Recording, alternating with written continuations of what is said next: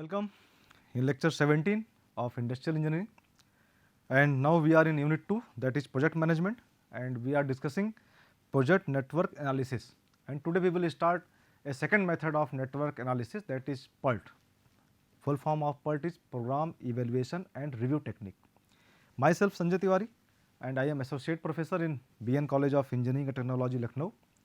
So let's move to our course content. Today we will discuss PERT analysis in brief. So previous lectures में हम लोगों ने CPM method को discuss किया था, क्रिटिकल पाथ मेथड को, और आज हम लोग डिस्कस करेंगे PERT मेथड को. तो CPM मेथड में और PERT मेथड में थोड़ा सा क्या डिफरेंस है ये डिस्कस कर लें.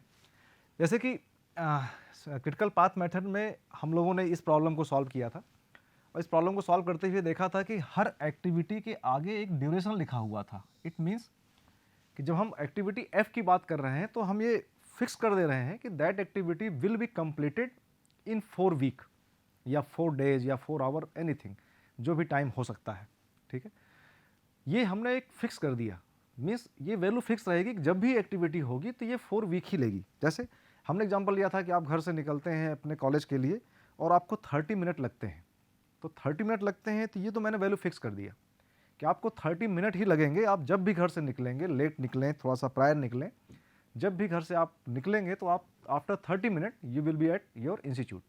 ठीक है, बट ये तो एक ऐसा प्रॉब्लम हो गई कि ऐसा हर बार रियल मॉडल में, रियली में ऐसा नहीं होता. हो सकता है कभी आपको 30 मिनट लगे, कभी 35 मिनट लगे.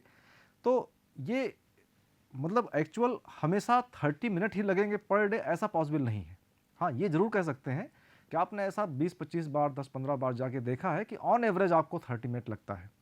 तो इट मीन्स जो क्रिटिकल पाथ मेथड एनालिसिस थी, that is depend on this value कि हर एक्टिविटी का जो ड्यूरेशन है वो फिक्स है. आप देखिए ना यहाँ पे कि हर एक्टिविटी का ड्यूरेशन 3, 5, 6, सारी एक्टिविटी के ड्यूरेशन फिक्स हैं. और जब एक्टिविटी के ड्यूरेशन फिक्स हैं तो हम इसका क्रिटिकल पाथ, इसका प्रोजेक्ट ड्यूरेशन भी निकाल पाते हैं और कहते हैं कि भाई इसका आंसर मेरे ख्याल से 14 वीक आया था. प्रोजेक्ट ड्यूरेशन जो हमने सॉल्व किया था प्रीवियस लेक्चर में 14 वीक आया था. हमें कह पा रहे हैं कि 14 वीक में ये पूरा प्रोजेक्ट फिनिश हो जाएगा. लेकिन अगर ये बात करें कि हमेशा हो सकता है कि ये 5 वीक ना होके कभी हो सकता है कि ये 6 वीक हो जाए, या कभी हो सकता है कि 4 वीक हो जाए, है ना. तो 5 वीक भी पॉसिबल है. ठीक है, लेकिन अगर ऐसा भी होता है तो ऐसा ही हर एक्टिविटी में हो सकता है. जब हर एक्टिविटी में हो सकता है तो प्रोजेक्ट का ड्यूरेशन भी 14 वीक ही कैसे हो सकता है. इट मे बी कि कभी ये 12 वीक में ख़त्म हो जाए, कभी 16 वीक में ख़त्म हो, है ना. तो इसलिए जब PERT एनालिसिस में हम लोग आते हैं तो इस तरफ बढ़ते हैं कि किसी भी एक्टिविटी का जो ड्यूरेशन है दैट इज़ नॉट फिक्स, वो डिटर्मिनिस्टिक नहीं है ना. वहाँ एक संभावना है कि ऐसा हो भी सकता है कि जल्दी ख़त्म हो जाए, हो सकता है कि देर से ख़त्म हो. और जहाँ पे संभावना की बात करते हैं वहाँ हम प्रायिकता की बात करते हैं, मतलब प्रोबेबिलिटी की बात करते हैं. तो इसलिए PERT मेथड को हम लोग प्रोबेबिलिस्टिक मॉडल कहते हैं, और जो अपना क्रिटिकल पाथ मेथड है that is deterministic model. Deterministic model का मतलब यही हुआ कि वहाँ चीज़ें फिक्स हैं, लेकिन जहाँ चीज़ें फिक्स नहीं है, संभावना है, वहाँ पे प्रोबेबिलिटी निकालेंगे और क्या चांस है, चांस ऑफ अकरेंस की देखेंगे कि क्या चांस है कि ये एक्टिविटी 13 वीक में फिनिश हो जाए. आंसर आया था 14 वीक में by the critical path method. हमें बात करेंगे क्या कोई चांस है क्या कि इसको 13 वीक में एंड कर सकते हैं, है ना. तो इस तरह की कुछ बात यहाँ हम लोग आज करने वाले हैं. ठीक है, तो इसको समझे जरा कि हम यहाँ लिख रहे हैं कि planning is based on estimation, है ना. हम कुछ भी प्लानिंग करते हैं उसके पीछे का एक ही इनपुट होता है कि एस्टिमेट करते हैं, है ना, अनुमान लगाते हैं.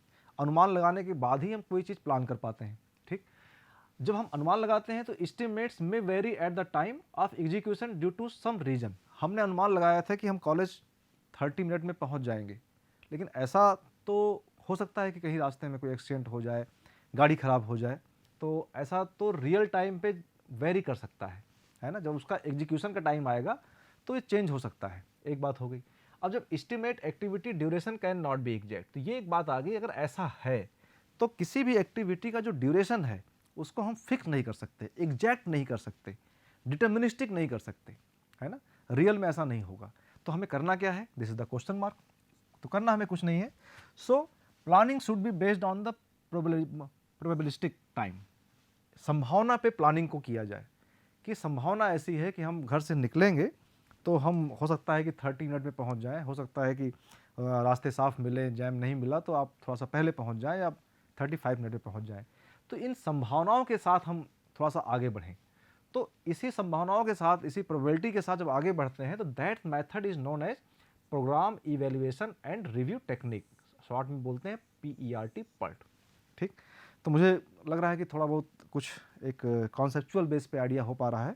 ठीक, तो जब PERT एनालिसिस करते हैं तो बात हुई कि टाइम को ही हम डिफरेंट तरीके से देखते हैं। तो कैसे देखते हैं टाइम को? तो इन PERT activity duration follow beta distribution. I will not go in detail of beta distribution, it is a mathematical part, and I hope in second year or in first year you have studied this beta distribution and Poisson distribution, normal distribution, all these things, है ना। तो activity जो durations हैं ये beta distribution को follow करते हैं and it has 3 time estimation. किसी भी एक्टिविटी में 3 टाइम एस्टिमेशन हो सकते हैं। कैसे? एक को कह रहे हैं ऑप्टिमिस्टिक टाइम। ऑप्टिमिस्टिक टाइम मतलब बहुत ज़्यादा हम ऑप्टिमिस्टिक अप्रोच रखते हैं कि ये कम से कम समय में हो जाएगा, उसे कह रहे हैं ऑप्टिमिस्टिक टाइम, है ना। तो इसको कह रहे हैं TO से लिखेंगे, O for optimistic, T for time, है ना। और ये कब होगा? जैसे हम घर से निकलें, हम ये मान के चल रहे हैं घर से कि बिल्कुल हमारे हिसाब से फेवरेबल कंडीशंस मिलेंगी, रास्ते बिल्कुल खाली मिलेंगे, है ना, ट्रैफिक पुलिस हमारे लिए रास्ता साफ कराता हुआ चलेगा। तो अगर ऐसा होता है तो हम बहुत ऑप्टिमिस्टिक होकर सोच रहे हैं ना कि हम ऐसा होगा तो हम घर अपने कॉलेज टाइम से पहुंच ही जाएंगे। तो एक टाइम तो ये हो गया। दूसरा टाइम क्या है कि पैसिमिस्टिक टाइम। पैसिमिस्टिक टाइम जिसको कहते हैं बहुत निराशावादी होकर कि घर से निकले तो यही मान के निकले कि अभी हमारी गाड़ी पंचर हो जाएगी। ठीक है, चलो पंचर नहीं भी हुई तो जैम लग जाएगा, कोई एक्सीडेंट हो जाएगा, किसी से झगड़ा हो जाएगा, कोई VIP मूवमेंट हो जाएगा। इस टाइप के अप्रोच को लेकर अगर आप आगे बढ़ रहे हैं, घर से निकल रहे हैं, तो आप कहेंगे जो ड्यूरेशन आप एज्यूम कर पा रहे हैं, एस्टिमेट कर पा रहे हैं, आप कहेंगे नहीं 30 मिनट का रास्ता तो है लेकिन इट मे टेक 50 मिनट, है ना, तो 20 मिनट एक्स्ट्रा लेके चल रहे हैं आप, है ना। तो that is known as optimistic time. तो इसको आप लिखेंगे TP से, P फॉर पैसिमिस्टिक, है ना। तो ये हम तब एज्यूम करते हैं जब हम सारी कंडीशंस को अपने से एडवर्स कंडीशन मान के चलते हैं। यहाँ पे फेवरेबल मान के चल रहे हैं, यहाँ पे एडवर्स मान के चल रहे हैं, बोथ आर अपोजिट एंड, ठीक है। लेकिन नॉर्मली क्या होता है? Normally that is known as most likely time, जो अक्सर ऐसा होता है। अगर आप 30 फिर एक महीने में 25 डेज कॉलेज जा रहे हैं तो ऐसा होगा कि आप हो सकता है 25 डेज में से 20 डेज आप इसी टाइम पे पहुँचे, 30 मिनट में पहुँच जाते हैं, है ना। कभी ऐसा हो सकता है कि ये भी हो गया, कभी ये भी हो गया। तो this is the most likely time. इसको हम TM से लिखेंगे और TM का मतलब क्या हुआ? M का मतलब मोस्ट लाइकली टाइम, ठीक है। ये मीन टाइम नहीं है, मोस्ट लाइकली टाइम है। That is average condition. जब कंडीशंस हमारी एवरेज हैं तो इस तरीके से बात करते हैं। जैसे आपने कहा कि भाई बात कहते हैं कॉलेज जाने की, तो मोस्ट लाइकली टाइम तो 30 मिनट है, 30 मिनट। लेकिन अगर कोई बहुत ऑप्टिमिस्टिक होकर सोचे तो वो कह सकता है कि I will reach at institute in 20 minute, 20 minute. और बहुत पेसिमिस्टिक होकर सोचे तो कह सकता है कि I will reach at institute in 40 minute, 40 minute. तो इस टाइप की बात हो सकती है, ठीक। तो यहाँ देखा जाए तो हमेशा जो पेसिमिस्टिक टाइम है वो सबसे ज़्यादा होगा, मोस्ट लाइकली टाइम उससे कम होगा और ऑप्टिमिस्टिक टाइम उससे कम होगा। तो अब हम टाइम को जो यहाँ पे फिक्स टाइम लेके चल रहे थे, इसको हम 3 तरीके से लेके चलेंगे। कभी इसको TP की बात भी करेंगे और TM की बात भी करेंगे और T0 या TO की बात भी करेंगे। और इसी तरीके से सिर्फ एक एक्टिविटी का नहीं, जितनी भी एक्टिविटी हैं इन सब के लिए हम 3 टाइम ड्यूरेशंस की बात करने वाले हैं। जब सब के लिए 3 टाइम ड्यूरेशंस की बात करेंगे तो इट मीन्स जो हमारा प्रोजेक्ट है उस प्रोजेक्ट के लिए भी, इस कंप्लीट प्रोजेक्ट के लिए भी 3 टाइम ड्यूरेशंस की बात हो सकती है कि प्रोजेक्ट मिनिमम कितने टाइम में कंप्लीट हो जाएगा या मैक्सिमम कितने टाइम में कंप्लीट हो जाएगा, ठीक है। तो on this basis we will move in next slide. So expected और मीन टाइम, है ना, एक्सपेक्टेड और mean time. Most likely time और मीन टाइम को आपस में कंफ्यूज नहीं करना है। मोस्ट लाइकली टाइम वो टाइम है जिसको आपने कई बार मल्टीपल टाइम फ्रीक्वेंसी के साथ बार बार कॉलेज जाके देखा है कि 30 मिनट में आप पहुंच जाते हैं। मीन टाइम कुछ, ये एक्सपेक्टेड टाइम कुछ और है, इसको मीन टाइम कह रहे हैं या एक्सपेक्टेड टाइम कह रहे हैं, TE से लिख रहे हैं, कुछ और है ना। उसके लिए बीटा डिस्ट्रीब्यूशन का जो मैथमेटिकल अप्रोच है उससे एक फॉर्मूला जनरेट किया गया है, आप इसको खुद भी कैलकुलेट कर सकते हैं। यहाँ हम उसमें नहीं जाएंगे। तो ये कन्फ्यूज नहीं होना है कि मोस्ट लाइकली टाइम और मीन टाइम एक नहीं है, अलग अलग है, ठीक है। तो नॉर्मली आप याद करिए बीटा डिस्ट्रीब्यूशन का कर्व कुछ ऐसा होता है, इस टाइप से। इस तरफ हम लोग टाइम ले रहे हैं, इधर फ्रीक्वेंसी ले रहे हैं, है ना। अगर आप घर से 25 दिन 25 डेज आप अपने इंस्टीट्यूट गए, तो आप देखते हैं कि optimistic time, most likely time और पेसिमिस्टिक टाइम क्या हो सकता है। तो आप देखेंगे कि 25 डेज में ज़्यादा फ्रीक्वेंसी इस बात की होगी कि आप 30 मिनट में पहुंच जा रहे हैं, तो इसलिए इसकी फ्रीक्वेंसी हाई है। मोस्ट लाइकली टाइम सबसे ज़्यादा फ्रीक्वेंसी शो कर रहा है। ऐसी ऑप्टिमिस्टिक टाइम की फ्रीक्वेंसी भी थोड़ी कम है और पेसिमिस्टिक टाइम की फ्रीक्वेंसी भी थोड़ी कम है। एडवर्स कंडीशन और मोस्ट फेवरेबल कंडीशन रेयरली कभी कभी होती हैं, ठीक है। तो ये मोस्ट लाइकली टाइम है। अब इस बीटा डिस्ट्रीब्यूशन के हिसाब से जब हम एक्सपेक्टेड और मीन एक्टिविटी टाइम को कैलकुलेट करते हैं, तो इसे क्या डिफाइन कर रहे हैं कि this is the average time of an activity will take if it is to be repeated large number of times and is based on the assumption that the activity time follows beta distribution.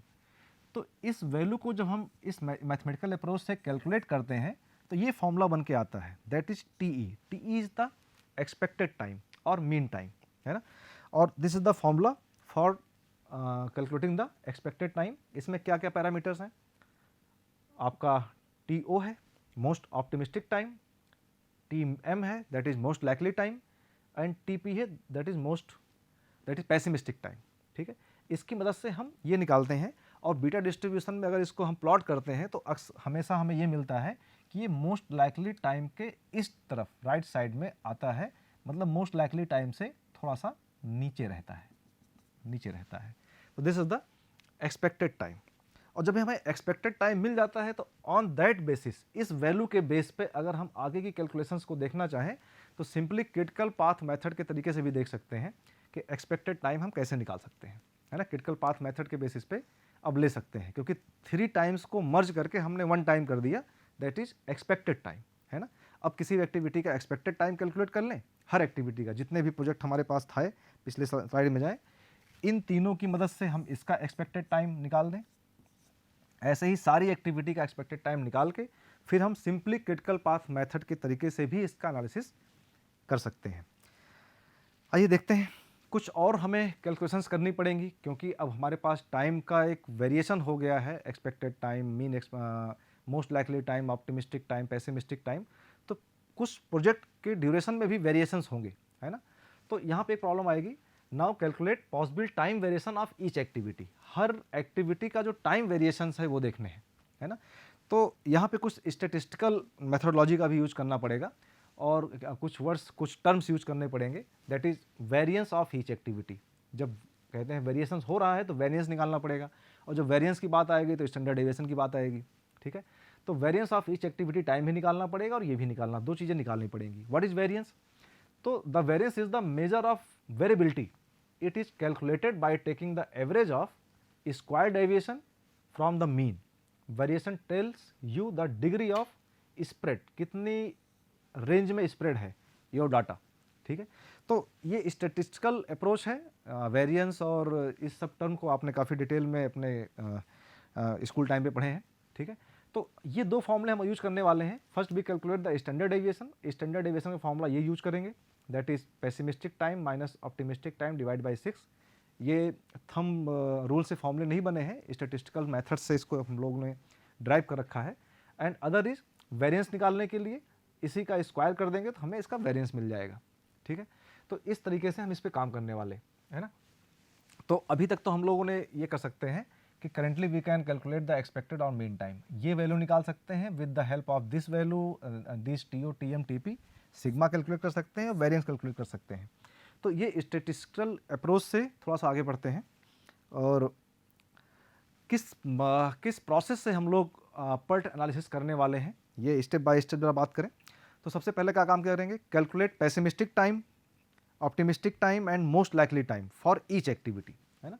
ये हमें जो भी project engineer, project manager होगा, जिसके पास उस project का experience होगा, वो देगा कि साहब ये एक्टिविटी इतने टाइम में भी हो सकता है, इतना लेट भी हो सकता है, इतना पहले भी हो सकता है।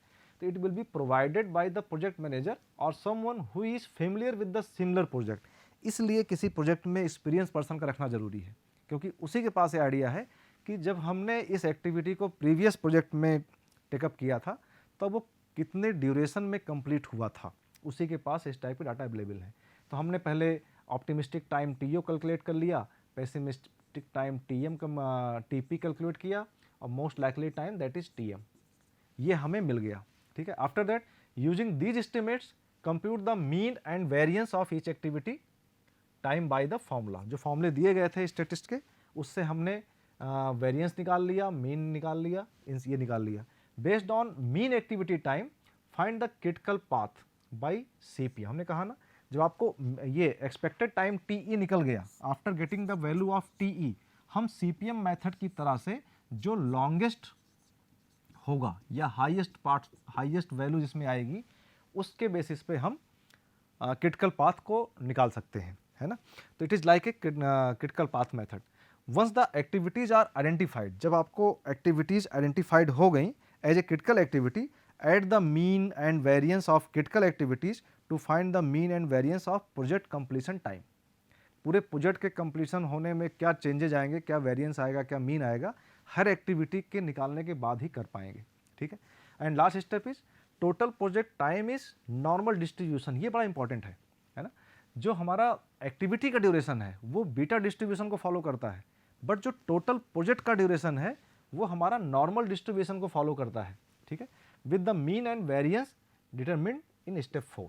ठीक है, इसकी मदद से जब यहाँ जाएंगे तो देखेंगे जो प्रोजेक्ट का ड्यूरेशन है वो हमारा नॉर्मल कहते हैं डिस्ट्रीब्यूशन को फॉलो करेगा। ठीक, आइए इसको थोड़ा सा एक एग्जांपल की मदद से कुछ समझने की कोशिश करें। ठीक है, सपोज दैट कि हमारे पास एक प्रोजेक्ट है, ये प्रोजेक्ट नेटवर्क डायग्राम बना के रखा है। प्रीवियस लेक्चर में जैसे हम लोगों ने देखा ऐसे ही कुछ है। ठीक है, this is the project network. एक प्रोजेक्ट है, यहाँ पे स्टार्ट हो रहा है और यहाँ पे एंड हो रहा है, और इस प्रोजेक्ट को स्टार्ट एंड होने में ये सारी एक्टिविटी का कंप्लीट होना जरूरी है। सारी A B C D E F G H I, A B C D E F G H I तक एक्टिविटीज़ हैं, इन सबका कंप्लीट होना जरूरी है। ठीक है, तो इसके डाटा को हमने यहाँ पे प्लॉट कर रखा है। ठीक, प्रोजेक्ट के स्टार्ट एंड से और फाइनल फिनिश एंड तक पहुँचने में थ्री वेज दिखाई पड़ रहे हैं, है ना, कि ये 3 तरीके से यहाँ पहुँचने के 3 तरीके हैं, है ना। क्या तरीके हैं? एक तो हो सकता है कि हम लोग ए से बी पे जाएं, बी से सी पे जाएं, कंप्लीट हुआ, डी से ई पर जाएं और ऐसे करके चले गए, यहाँ से ऐसे ऐसे करके चले गए। 3 तरीके हैं, ठीक है ना। उन तीनों मेथड को यहाँ लिखा गया है। हाँ, प्रोजेक्ट कंप्लीट तभी माना जाएगा जब ये सभी कंप्लीट होंगे। ये नहीं कह सकते कि आपने ए बी सी कर लिया तो कंप्लीट हो गया। ए बी सी का भी होना जरूरी है, डी ई एफ का भी, जी एच आई का भी जरूरी है। बहुत सिंपल नेटवर्क लिया गया है कॉन्सेप्ट को समझने के लिए, ठीक है।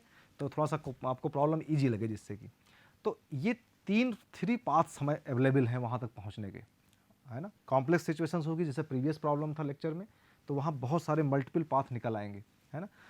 तो A B C D E F G H I, that is A B C D E F and G H I, ये पाथ अवेलेबल है। इस पाथ से अगर गुजरते हैं तो ए बी सी 3 एक्टिविटीज़ मिलेंगे। क्वेश्चन में जो जितना पार्ट आपका ब्लू में दिया है ये क्वेश्चन में गिवन है, हम कैलकुलेट ये ग्रीन वाला पार्ट करेंगे। ये गिवन है, क्या गिवन है? हर एक्टिविटी का optimistic time, most likely time and pessimistic time is available. Activity ए का मोस्ट ऑप्टिमिस्टिक टाइम 1 है, 1 डे या 1 आवर कह सकते, कुछ भी कह लें, 1 डे कि 1 दिन में हो सकता है। मोस्ट लाइकली टाइम ये 3 दिन में होता है, बट पेसिमिस्टिक टाइम 4 है, ठीक है। तो इस टाइप से सभी एक्टिविटीज़ का हमें ड्यूरेशंस दिए गए हैं 3 पाथ में हर एक्टिविटी का। ये डिटेल हमें क्वेश्चन में गिवन है ना। और हमें करना क्या है? Network diagram with the 3 time estimates in week, week में गिवन है, in week for each activity is given, identify the critical path. हमारे पास अगर सिर्फ 1 टाइम ड्यूरेशन होता, जैसे पहले हम लोग कर रहे थे, तब तो क्रिटिकल पाथ मेथड से कैलकुलेट कर लेते। अभी हमें दिक्कत है कि हमारे पास 3 टाइम्स जोन है। इन टाइम से हमें क्रिटिकल पाथ निकालना है। ये पाथ क्रिटिकल है कि ये पाथ या ये पाथ, कौन सा पाथ क्रिटिकल है, ठीक। तो कैसे निकालना है? पहला स्टेप क्या बताया गया था कि हम एक्सपेक्टेड टाइम निकालेंगे हर एक्टिविटी का, उसके बाद टोटल पाथ का।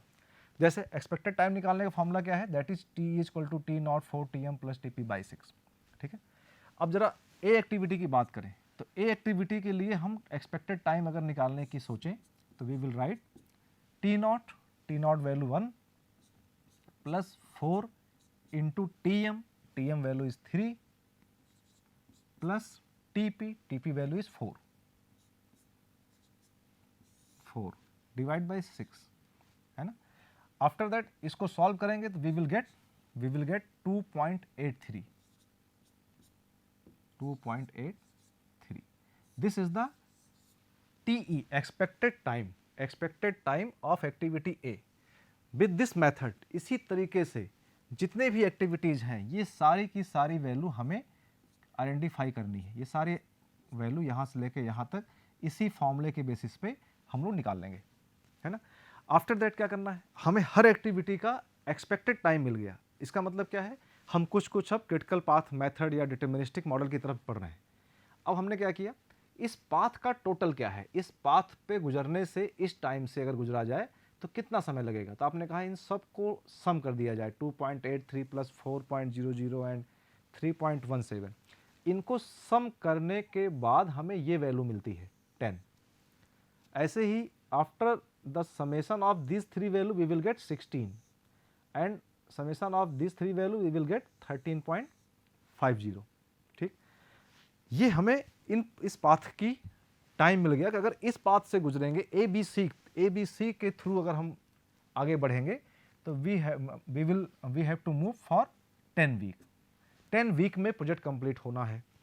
इस पाथ से गुजरेंगे तो 16 वीक में होना है और इस पाथ से गुजरेंगे तो 13.5 वीक में होना है। तो what will be the project duration.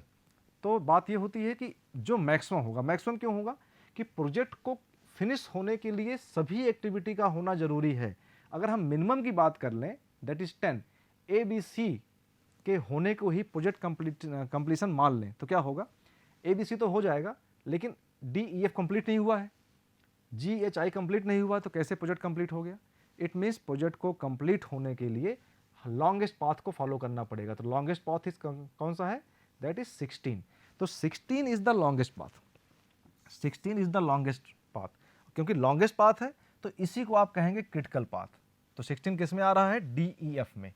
तो D E F is the critical path, D E F is the critical path and D E F is the critical node also, है ना। ये पाथ क्रिटिकल पाथ कहलाएगा, ये D E F critical node कहलाएगा। And project duration क्या होगा, 16। तो this will be the project duration. And critical activities कौन सी है, क्रिटिकल एक्टिविटीज है D E and F. And critical path क्या है, अगर नोड का नाम दे दें यहाँ पे 1 2 3 4 5, तो ये जो पाथ है ये हमारा क्रिटिकल पाथ हो जाएगा, है ना। After critical path we can further calculation can be done by variance of each activity and for project also to be obtained the probability that the project can be completed in given time। तो ये तो critical path निकल गया, सिर्फ ये बताने का कि कम से कम इतना समय तो इसमें लगेगा, 16 वीक तो लगेगा ही। अब फिर क्योंकि ये हमारे पास टाइम के 3 जोन्स हैं तो ये हो सकता है कि ये प्रोजेक्ट भी हमारा 16 से 17 में भी हो सकता है या 14 में भी हो सकता है। आगे के कैलकुलेशंस हम वेरिएंस निकालने के बाद हम कर पाएंगे। तो next topic is difference between the CPM and PERT। ये डिस्कशन हो चुका है। CPM is the activity oriented technique and PERT is the event oriented technique. CPM has 1 time estimation और PERT has 3 time estimation, that is TP, TM and TO, है ना। CPM is the deterministic model analysis and PERT is the probabilistic model analysis. क्योंकि यहाँ पे हम लोग संभावनाओं की बात करते हैं, तो जहाँ संभावनाएं होंगी वहाँ पे प्रोबेबिलिटीज की बात होगी, ठीक है। तो thank you so much for today's lecture. I hope कि बहुत ब्रीफ में आपने PERT को समझा और कुछ प्रॉब्लम्स आप अपने बुक से सॉल्व करिएगा। And we will meet in next lecture with some new topics. Thanks so much.